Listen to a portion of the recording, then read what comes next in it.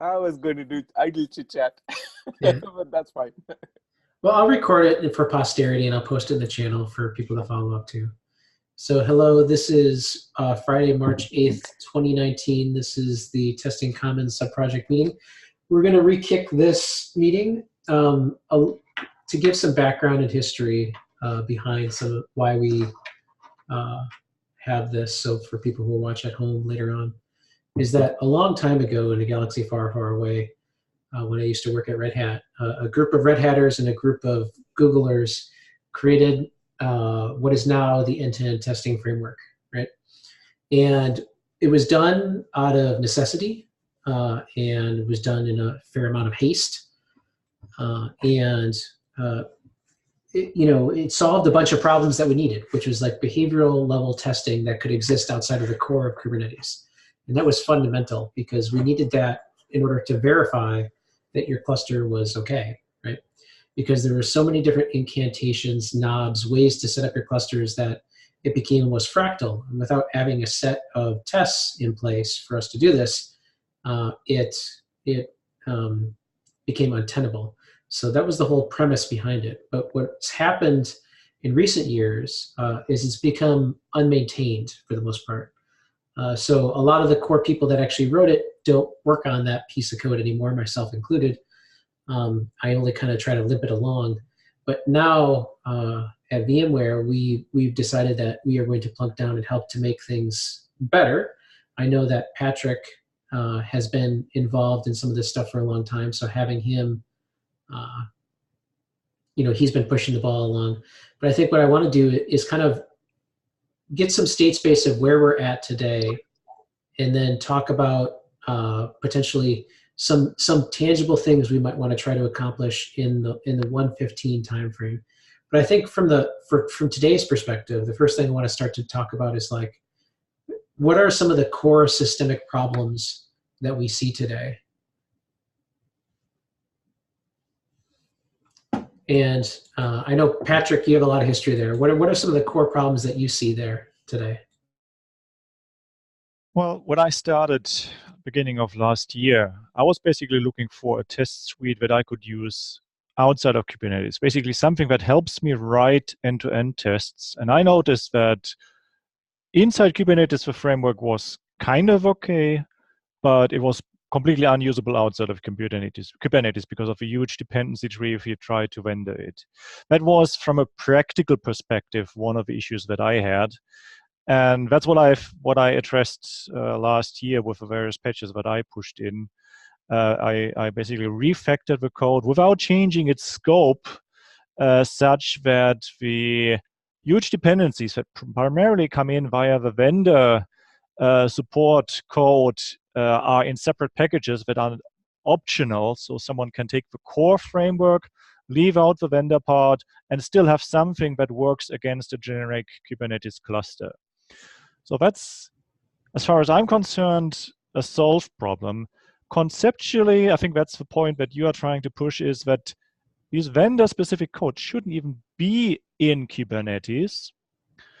And now cloud providers could take the generic framework and actually take their own code into another repository, build their own end-to-end test suite, run their own testing, and it no longer has to be in Kubernetes. So that historic development that pushed more and more cloud-specific code into that framework, that could be reversed now. For me personally, that's not a main motivation now to make that change, because, as I said, my problem has been solved. But I think for Kubernetes itself, this is a question that it needs to address. Now, the other part about the framework itself is, lots of it is inconsistent from an API perspective, perhaps. So I'm sure if we want to have it as a generic, useful package with a stable API, a lot of work could be done on cleaning up things, making things simpler to use, better documented. And I haven't even started looking at that where work in particular might be needed, but I think it would be useful. And I also noticed that other utility packages have sprung up over time. Just the other day, someone was starting to use test-utils image, which is a package that I didn't even know about. And it handles things like air gapped, changing from where images are pulled. So it's for testing in an air gapped cluster. But that's for some reasons, probably for no good reason, outside of a framework. And now the framework bit depends on it. So someone might also want to look at what different utility packages do we have? Are they designed consistently? Things like that. That would be useful. So, and then, sorry. keep going. I'm trying to keep up on the notes here. Why don't I share my screen too, and you can amend. Everyone should have edit access to the notes, and I could use some help taking notes here too, if someone else wants to go on. The end goal actually was at some point to have the test E2E framework, I think, in a separate staging repository. That is related, I think, to having a stable API, although even the staging repository does not necessarily have a stable API, but it certainly would be more desirable to have that or to work on those changes together. So right now, we left the framework inside, or in the traditional place, test E2E framework, and people who want to use it need to pull from Kubernetes/Kubernetes, which is frowned upon because it basically isn't a repository with a Kubernetes implementation and no stable API promises. So that's another potential work item. So I want to go around the audience too to see who's all on the call to have their kvetching session, and I'm sure there will be echoes and sentiments that are similar to Patrick's. But what I want to try to do is take from that kvetching a finite number of things that we can address in the near term and try to plunk them and prioritize them and execute on one at a time. So Dims, what are some of the things that you see in the end-to-end testing framework that might be different from Patrick's or might echo some of Patrick's? Ooh, right. We definitely have a spaghetti of Python calling shell script, calling Go, calling shell scripts, the whole spaghetti, right? So we need to untangle that mess and, the kube test too, and things like that will help. That is one aspect of it. The other aspect of it is, people should be able to understand the stuff. And right now it's very difficult to understand, how exactly the whole structure is set up. And, from just walking through from the KK repository and trying to follow along who calls what with what parameters and things like that, it's really hard. And typically one ends up looking at the logs and trying to guess where some variable was set or why it was set, and what should be the default be, and that whole thing is a problem. So people who are trying to diagnose problems will have trouble trying to figure out where they have to make a change to be able to fix a problem.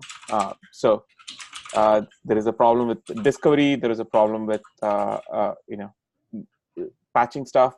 There are flags in there which were once useful but no longer useful. We haven't cleaned up those because we don't know who's using, for example, right? So that is one set of problems. How do we make sure that people who are debugging stuff find it easy to navigate through the code base to figure out where they have to make a change, so they can be helpful and not wait for other people who have the knowledge to help them out, right? So self-help discovery is one of the things that I want to push for. The other one I want to push for is whatever comes out from here, we should be able to use to, for example, stand up end-to-end test suite for external cloud providers, for example, where they don't have to vendor a KK repository to actually write the end-to-end test code. So for example, one thing we could do is the stuff that Patrick has, is separated out in terms of framework. We can move that to the staging repository, publish in a separate repository, just like we do for API machinery, component base, and all that. And then get, for example, the external cloud providers to write test cases against that, using that. So that is one way to do it. But then ideally, that code should live in a separate repository and not even be in staging. We'll have to get there, but we might have to go through staging process. Those are the two aspects that I wanted to look at for this, if it makes sense. So one of the problems that exists currently inside of the end-to-end testing framework, whether or not people are really aware of the details, is that it uses the internal client versus the external client. And and that was only because it grew organically, right? And I do think that in order for us to be able to vendor it externally, is that we'd have to shift the code to use the external client as a composable consumable. And I totally agree with, you'll find my common theme that exists across every single SIG that I work on or lead, is that we need to create tools that are composable, that do one job well, right? And right now, the end-to-end testing framework is very much a monolith, right? And it grew very organically, so it hasn't been decomposed or teased apart. And you'll find that there were fits and starts in the past for us to disentangle this, but there was never a driving set of producer consumers, such as this group, to really make traction. So I think there's definitely user stories that exist now that weren't as prolific in the past, but are prolific now, such as a user wanting to create an end-to-end testing framework for external controllers that they create via operators, and wanting to reuse the best practices that kind of come for free if you actually use a well-defined factored framework, right? Just like Patrick's use case, or even in the case of cloud providers, being able to test their integrations externally using the same framework that Kubernetes uses. That's always been my goal, but I think what happened is it was too soon and there weren't enough people. Now I work for a big company again and we have horsepower. So we can actually throw down and try to address those problems again. There's another angle to that. Sharing the framework is one thing. Sharing the existing tests is another. Yeah. In Kubernetes CS6 storage, we're doing that right now already with the tests that are under test E2E storage test suite. It's a package that uses the framework to implement certain tests, and those tests can be instantiated for different storage drivers. And that's a well-factored model, though. Like you're factoring the model now. It's well separated. The problem still is that these shared tests are in the Kubernetes repository. So from a code perspective, it would be better to have that separated out alongside the framework somewhere, or I don't know where exactly. We were discussing that a bit, whether that is something that stays in Kubernetes or also needs a separate repository. I wanted just to remind everyone that we also have not just the framework that's shared, but also test code. Right. And the current storage tests, the ones that I've talked about, they just use standard APIs, but there are other tests, I think, for networking, for example, or even the test that I just mentioned for the in-tree storage drivers, they depend on additional APIs. But I think for the networking tests that could be shared between providers, those tests are the ones that need some way of calling cloud provider specific functionality. Just creating a cluster in a certain stage or in a certain setup and then running a test against it, that is, in my experience, something that needs this cloud provider specific APIs that are now in this optional packages. Right. So ideally, we would have the test framework that could be imported. We would have a set of common tests which do not depend on a specific cloud provider. And then we will have test suites for individual cloud providers, maybe in the external cloud provider repo. Right. So that combination, but then we'll have the tests in multiple places.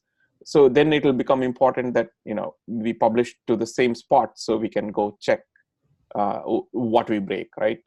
This is like the distributed problem where we make some change in KK and it'll cascade down and something will fail somewhere else.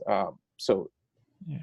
Well, my point was that there's this middle ground between tests that just use the Kubernetes API and vendor-specific tests. There is this middle ground of tests that have the same test logic that can be applied to different vendors, but have some small parts that can't be done just with the Kubernetes API. And I think there's value in sharing those tests. I agree. Yeah. I want to make sure I get around to other people. Like Steve has got pretty much fresh eyes into the framework and the both the glory and the horror, because there's both, right? Let's be fair, right? What did you guys all do? So Steve, what are some of the key things that you see from the outside looking in? So one of the things that I had written, I think it's been talked about before, is just knowing what's there. Like I did a PR to help with that num nodes argument last week, and I know the John who I work with, he suggested one method, and then I found another one which did it better. And then in the discussion, we weren't sure of which one we should use or not use. So I think a lot of that is just understanding, what is there and what's not there, which I think has come up a bunch of times. And I know Tim and I walked through a thing once, and we found some places where the client's getting generated, but if you're using a parallelization, there could be a race condition for, two different parallel incantations of it could create two different clients and stuff. So things like that just getting cleaned up. And then, happy to hear feedback, and, I'm happy to come help. So if you folks can help me with some lists of things, I can definitely jump in and do some stuff. But it's just new, so I'm trying to get my head wrapped around all of it. Yeah, it grew very organically, again, out of necessity. And what's kind of a conundrum that kind of exists with a lot of this stuff, especially in the end-to-end testing framework space, is a lot of the people in the very beginning of the project, you should have seen it in the very beginning. It was all bash, like the beginning, and it was a nightmare. No one could run it. No one understood it. And then we had to factor into sort of a behavioral level test that used sort of the internal client of the API. But it grew very organically, but it never got decomposed and factored properly. So I think, all of Patrick's points are totally valid. But I think what I want to try to do is still go around to the other people who might have other interesting observations and requirements or requests, and then try to come up with in the ideal world, try to come up with a block level diagram of, if we could have a pony, what would that pony look like, right? And I think from there we can start to break down what we currently have and try to get there in an incremental fashion. Hippie Hacker, you've been working with this stuff now for a while. What is your take?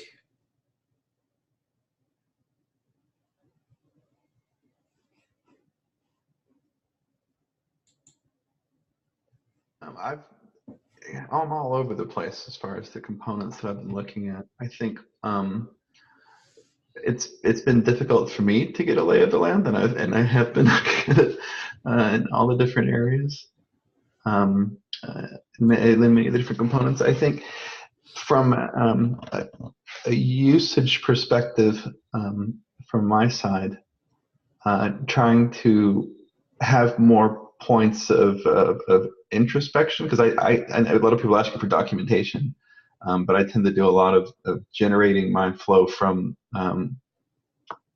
looking at how the tools works, and that hasn't usually that's worked well for me, but this is actually that complex that I haven't been able to by looking for patterns, because I'm really seeing and resonating with everybody else here. I can feel the organic and growth and not understanding the whys. And even when I go back in the source code or try to track tickets to when these things were added, it's often still a bit fuzzy for me.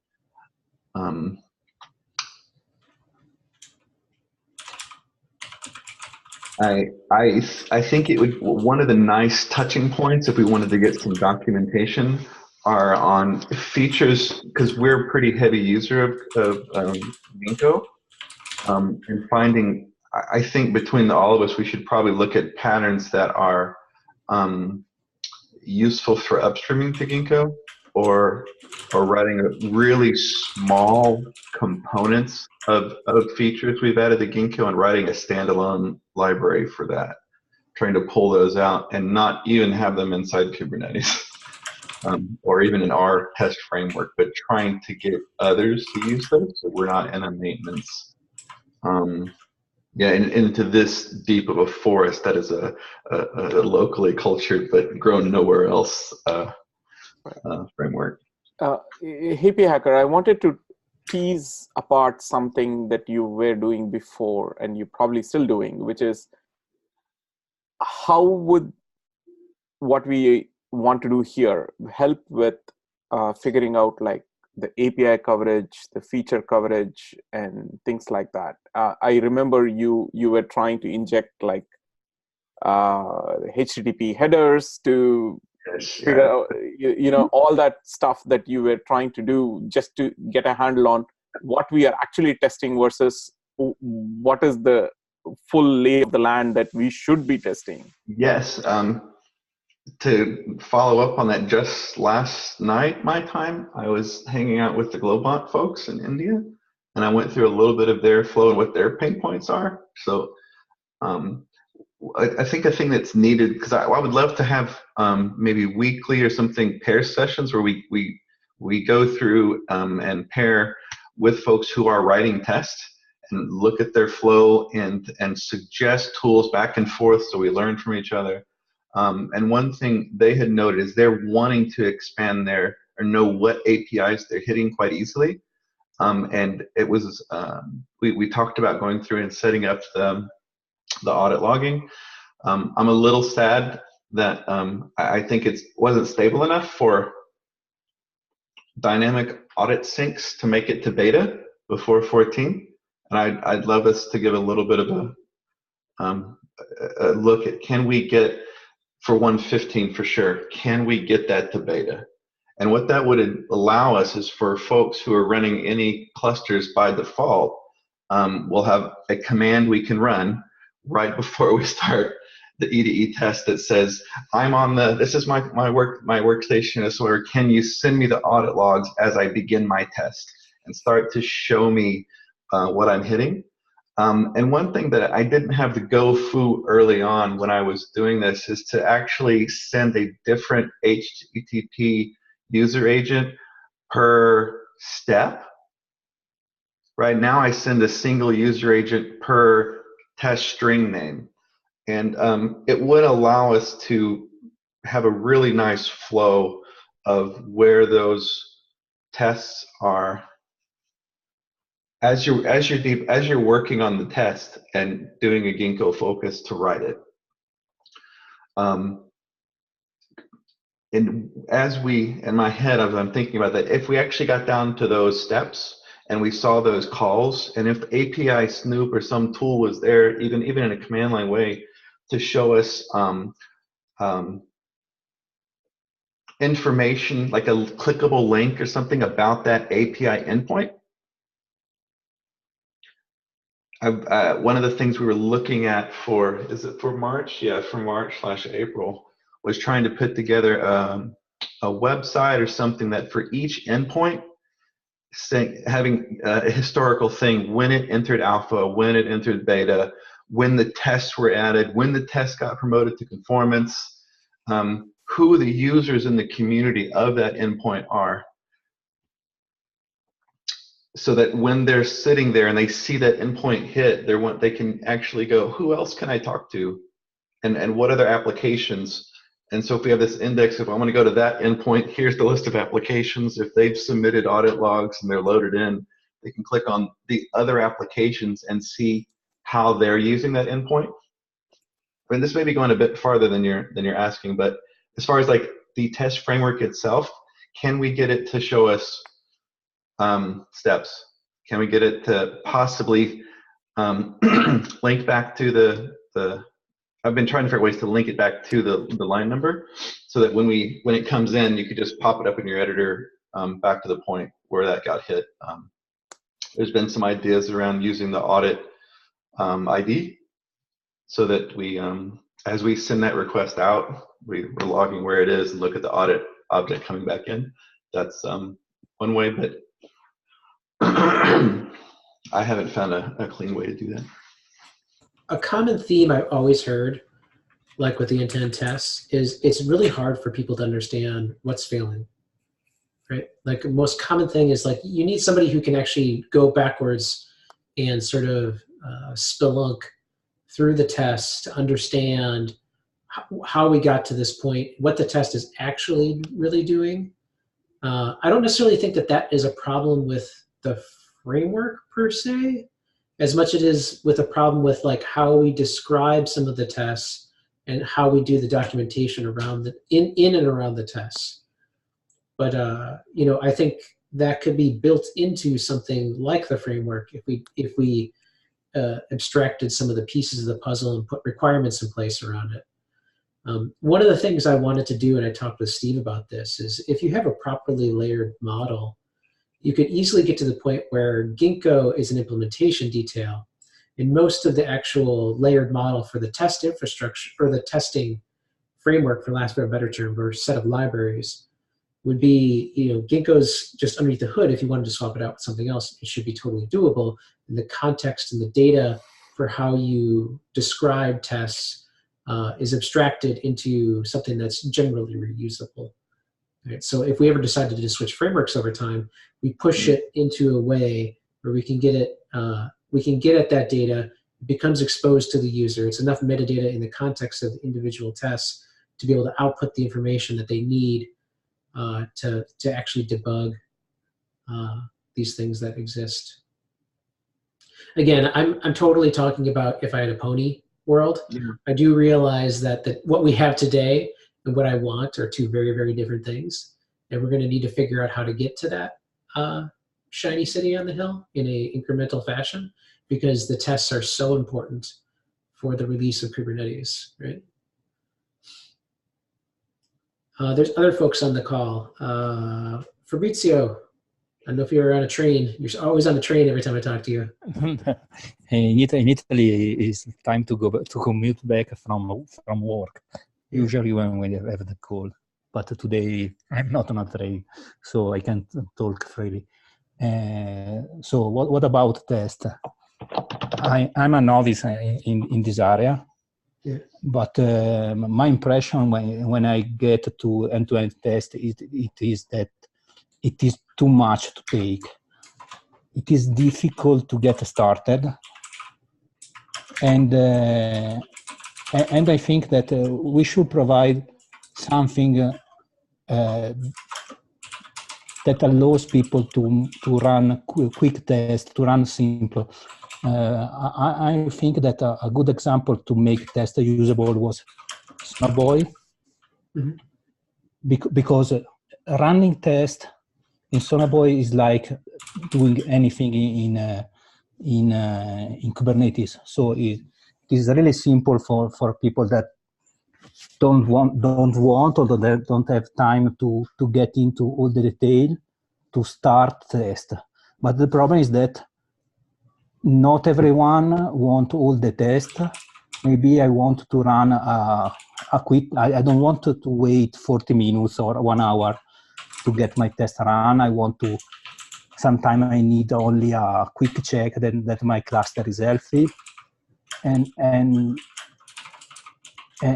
that's my point. I think that usability of the test in terms of starting test, selecting the subtest, the subset of tests to run is paramount to make test usable.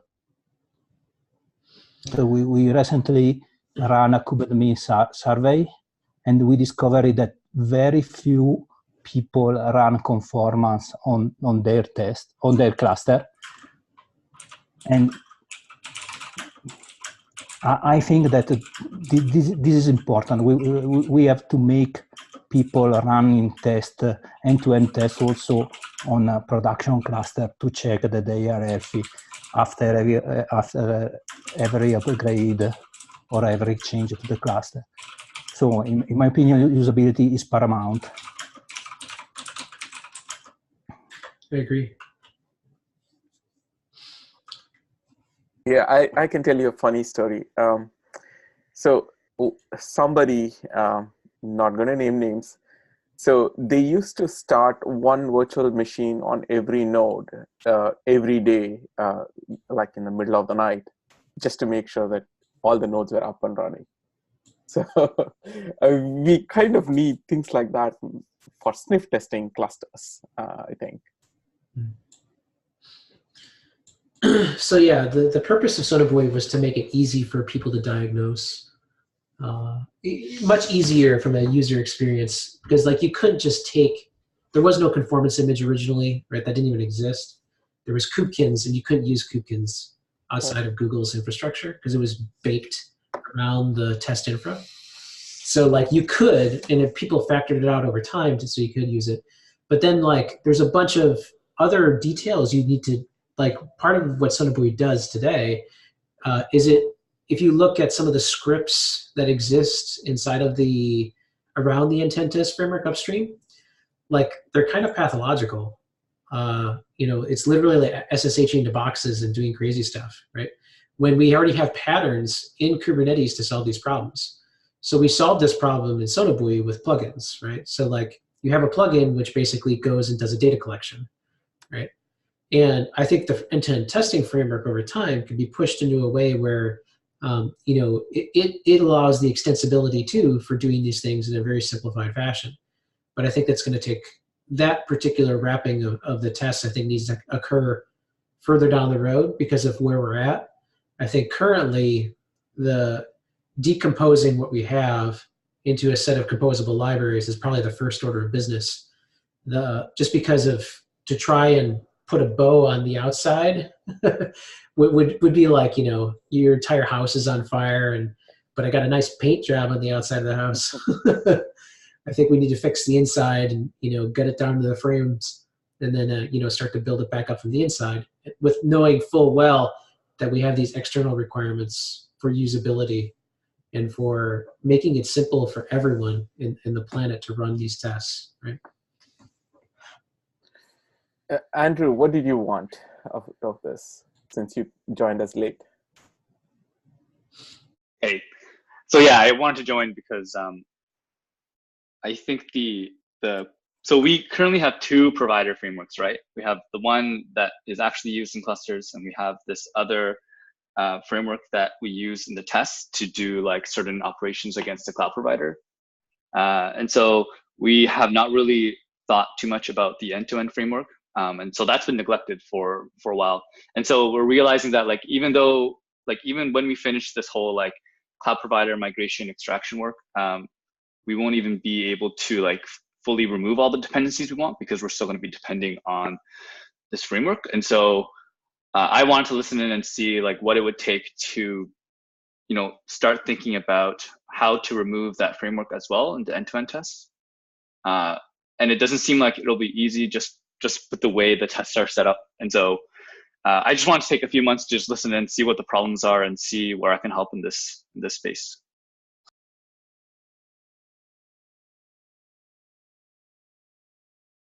I remember Patrick tried hard to make sure that the number of places where we import the specific cloud providers is like minimum, right, Patrick? And I remember OpenStack was dropped off from that, and the providers which are not really used were dropped off as well. I don't think we deleted any provider, or at least I didn't. What I did was I created an interface, and that interface is what the framework now depends on in those cases where it traditionally used to have cloud provider specific code. And the implementation of that interface is elsewhere in these provider packages. And those then depend on whatever that code needs to get its work done. So I don't think anything was lost in the process. It just got moved around. Okay. Yeah, and especially as we're like introducing new providers to the ecosystem, we need to have a story around like this is how you can run conformance, or not conformance, but like, you know, if we have a test suite that we want providers to run, we need to have some reasonable process that they can follow to run those tests against their clusters without them having to like fork Kubernetes or do something that's really inconvenient for them. I think for conformance, the main point is that those tests are limited to what the Kubernetes API itself provides. So you can take you should be able to take a Kubernetes end-to-end test suite binary, set up kubeconfig as an environment variable against your cluster, and run the test suite. That's already doable now. What that then doesn't cover is the non-conformance tests that are also in that test suite, because those can't run because they lack the provider-specific code that they depend on. Yeah, that's a good point. So yeah, like not conformance, but pretty much all the other tests we're going to be adding, that is going to be covering the cloud-specific behaviors. Right. Andrew, did you also think about like a sample application that can be installed, and then the application will use the cloud provider specific features, and then you can write tests to see if those features are working properly? Like it needs a volume, it needs, you know, ingress, this, that, right? And then we test whether those were set up and working. Have you thought about that way of testing also? I have not, but yeah, that's not a bad idea. I'll look into it a little bit more and put more thought into it. Thanks. Okay. So one of the topics that comes up pretty often over history across working on this stuff was in the beginning we wanted behavioral level tests, right? And there wasn't a lot of behavioral level testing frameworks that existed at the time, and Ginkgo was by far the most mature that exists at the time. But there's a lot of shade that gets thrown in Ginkgo, but I don't necessarily know if it's Ginkgo's fault, to be honest. I do know that some of the context for how you view Ginkgo is a little weird, and some of its output formatting can also be a little bit tough to grok, right? Like all the S's that you see sometimes in the output formats. And a part of that is because of how they get run.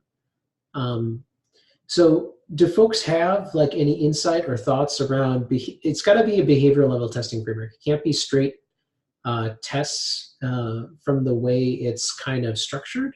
You could write a framework of your own to do that, but I think given what we have today, we'd have to do this in a layered model and have to iterate to get to that approach. But what are folks' hot take on the good, the bad of around Ginkgo?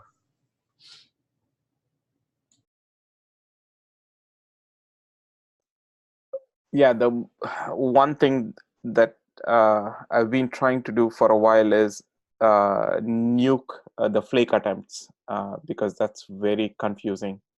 And I can understand why it was added. Basically, it was added for fuzz testing. So you run once, if it fails, try again. If it fails, then you mark it as a failure. But then we are not limiting the flag to just tests that use fuzziness, but we are doing it for every test. So basically what happens is if there's failure, the test runs again, and you will see two sets of output, and you scratch your head why the thing was run twice and whether there was a mistake made. And you will have two sets of logs, and you don't know which one is from the failed run, other than going through the timestamps and trying to segment. Okay, this probably came from the first run, that came from the second run, and was there some leftover from the first run that caused the second run failure, that kind of stuff. I don't think that that's a Ginkgo problem. I think that that is a Band-Aid people put on the framework because of the flakes they were seeing because of the cloud provider. Right, and we actually forced Ginkgo to add that flag to run it twice. So it's not their fault, it's our fault, for sure. Another usability issue that I have with Ginkgo at the moment is how we mark up tests that need to run and tests that need to be ignored because they depend on alpha features. This feature tag plays poorly with people, interacts poorly with people trying to invoke the test suite manually. For example, if I have a test suite for my one CSI driver and I use Ginkgo Focus with a word that selects tests belonging to that driver, I accidentally also enable all of the features that are normally not enabled because they have a feature tag. So I have to come up with exactly the right combination of Ginkgo Focus, Ginkgo Skip, to avoid running too many tests, and that's just I just find that awkward.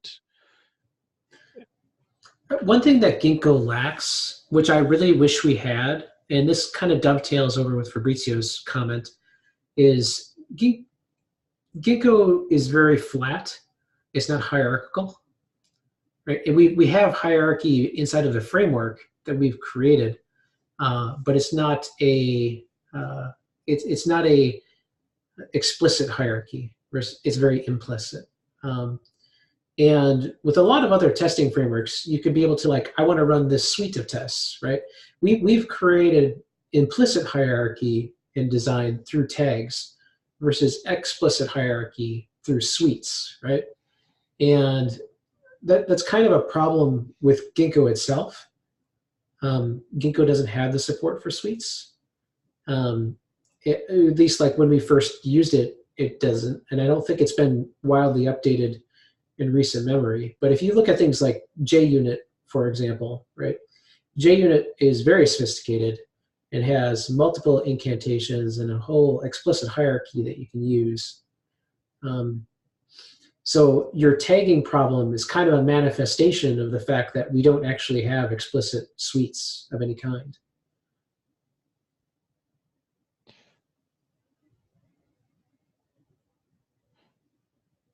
Well, it even inside the same suite, we currently have some tests that can run and some tests that can't run.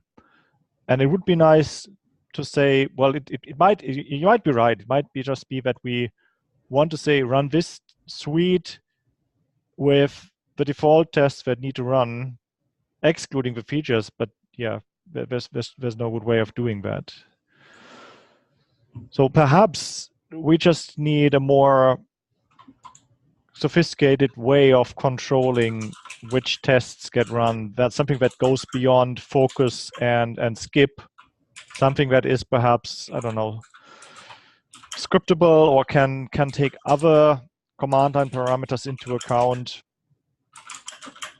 I've been also toying with the idea of having our own test registration functions. So instead of calling Ginkgo it with a text that embeds the feature tag, we could have something like Kubernetes it or some other wrapper library that takes not just the parameter, the name of a test, but also these tags, and then uses that meta information to decide whether it should actually run the test. And that then would be orthogonal to Ginkgo Focus and Ginkgo Skip.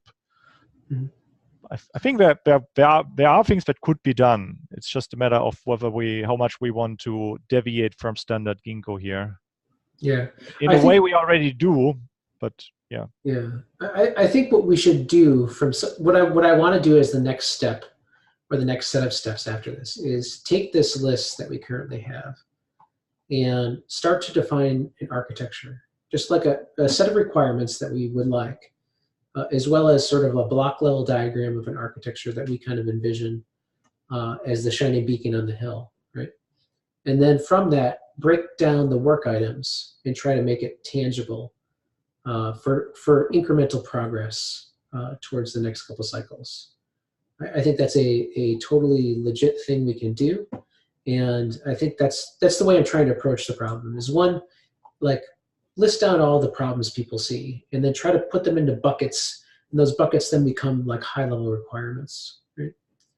But I don't want to own all of the spec work on this. I would like to tag team with this group and have people work together on a spec. But I think before we even get to that, which we could probably do asynchronously, we have a couple more things on the agenda, which are like, we should also be the clearinghouse for execution that's currently ongoing. And one of the agenda items, or one of the action items I need help with, or I'd like somebody to take, which is going to be not me, is we need better auto labeling for discovery.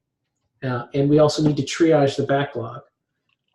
Auto labeling for discovery, I can do the dirty work of triaging some of the backlog, but auto label for discovery should go into the owner's files.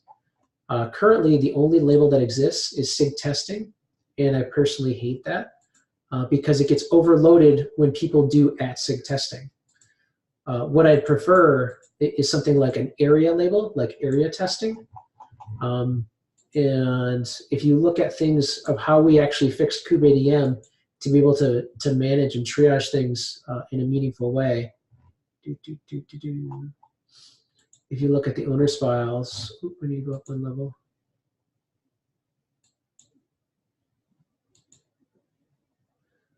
We added the area kubeadm. So every PR that was inbound, we could actually look through in the SIG as needed, so that we knew, even if things happen asynchronously in a large community, we'd have people doing PR requests from randos, right, like all over the place, that use pieces of the puzzle and they want to make it better, and we should help guide that in a good way. But before, owners' files were not sufficient enough, because sometimes it would assign certain people, or people who go on vacation, all kinds of other problems. So as an action item, I would like potentially somebody to kind of look through the test area and see if we can apply a better label for triaging as we kind of iterate in the future. I personally like area testing. I think that's the cleanest one. Anyone want to sign up for that?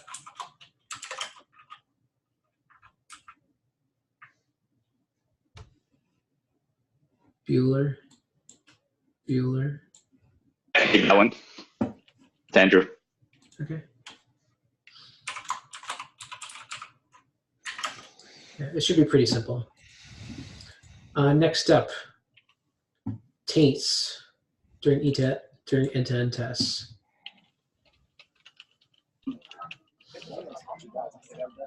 This is something that came up where folks using Sonobuoy were trying to run conformance scans, and one or more nodes have different taints on them, which means that they can't deploy the right images to all the nodes.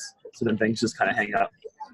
So John had gone through a bunch of discussion about it, and then I recommended we create a design doc, because we kind of were going back and forth in GitHub. So probably it makes sense just to walk through that document at the bottom, and then people can comment and I don't know, come up with an idea of how to approach the problem, but probably needs a bigger discussion.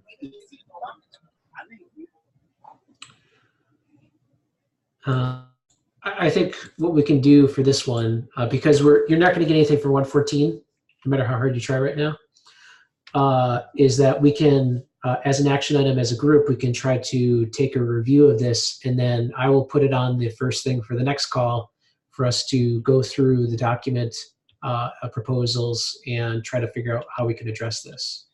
Does that seem like a reasonable approach? Yeah, I think that's great. Absolutely. Great. So, just here.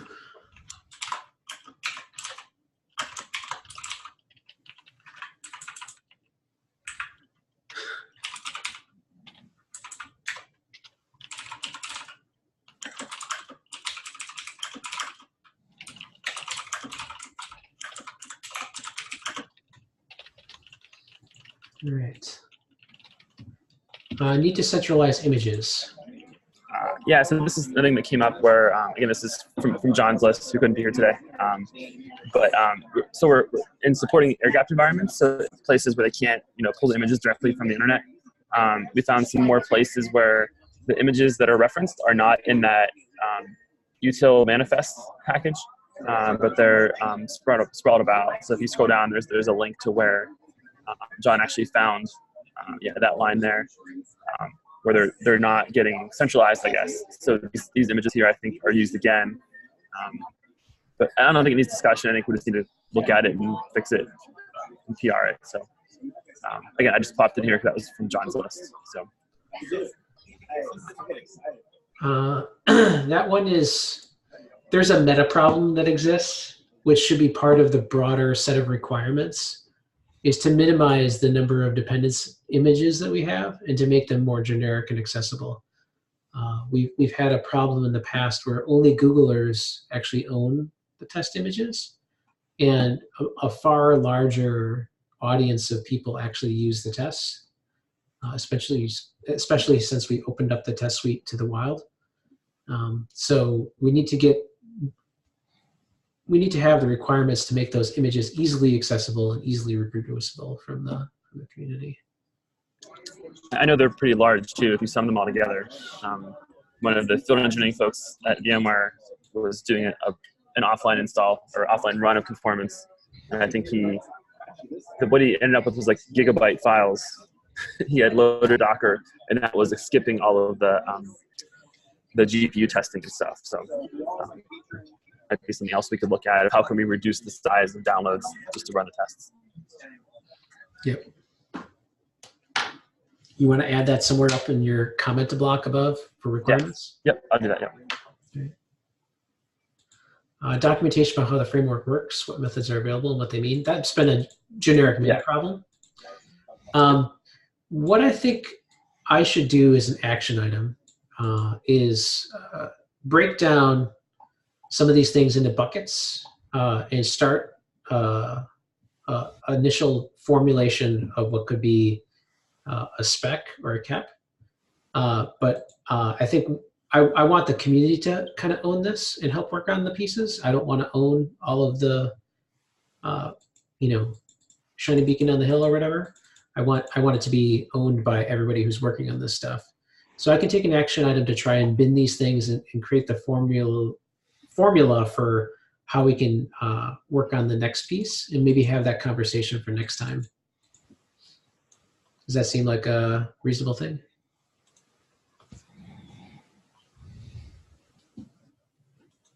Silence is acceptance. All right. So we have a couple action items. One is for me to work on the beginnings of a spec for us to actually break down some of the pieces. There are also take a look at if folks can take a look at the current taints issue that exists, that would be helpful. Yeah, Andrew said he's going to update the labels, and I think that's everything. Is there anything else that folks want to discuss? So my goal, hopefully by next time, in 2 weeks' time from now, would be to actually have a concrete set of items we can actually work on. So hopefully if we have a high-level spec and we look at what we have today, we can probably translate some of that into an actual backlog that we could start to work on. Are folks going to have cycles to work on some of this stuff? Yes, I think I will. Okay. Just a question. You said biweekly. In the top of the agenda, it says this is a weekly meeting. I want to clarify on that. It is set up for biweekly. So Okay. if this agenda says weekly, then it's.